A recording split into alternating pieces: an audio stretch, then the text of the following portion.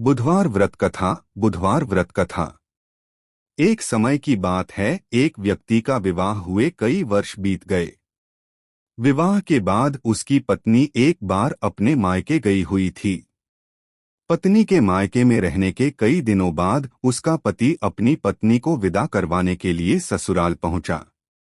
ससुराल में कुछ दिन तक रहने के बाद वह पत्नी को मायके से विदा करने की बात अपने सास-ससुर के कही। बुधवार का दिन होने के कारण उसके सास-ससुर ने कहा कि इस दिन बेटी ससुराल नहीं जा सकती, इस कारण विदाई नहीं हो सकती है। लेकिन वह व्यक्ति नहीं माना और अपनी पत्नी को मायके से विदा कराकर अपने घर की तरफ चल दिया। रास्ते में जाते वक्त पत्नी को बहुत तेज से प्यास लगी, तब पति पानी की तलाश में इधर-उधर भटकने लगा।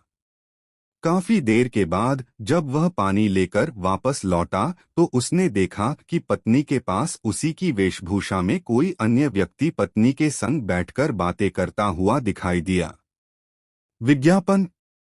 दोनों व्यक्ति आपस में लड़ने लगे। पहले व्यक्ति ने गुस्से में दूसरे व्यक्ति से पूछना लगा कि वह कौन और क्यों उसकी पत्नी के साथ बैठकर बातें कर रहा है। फिर आपस में लड़ने लगे।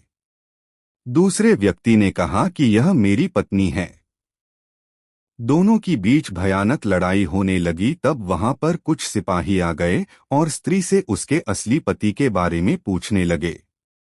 दोनों व्यक्ति को देखकर स्त्री हैरान हो गई कि कौन मेरा पति है। वह दुविधा में पड़ गई क्योंकि दोनों एक जैसे ही लग रहे थे। तब पहला व्यक्ति परेशान होकर मन में कहा कि भगवान, ये आपकी कैसी लीला है। तभी आकाशवाणी हुई कि बुधवार के दिन पत्नी को विदा करवाकर नहीं ले जाना चाहिए था।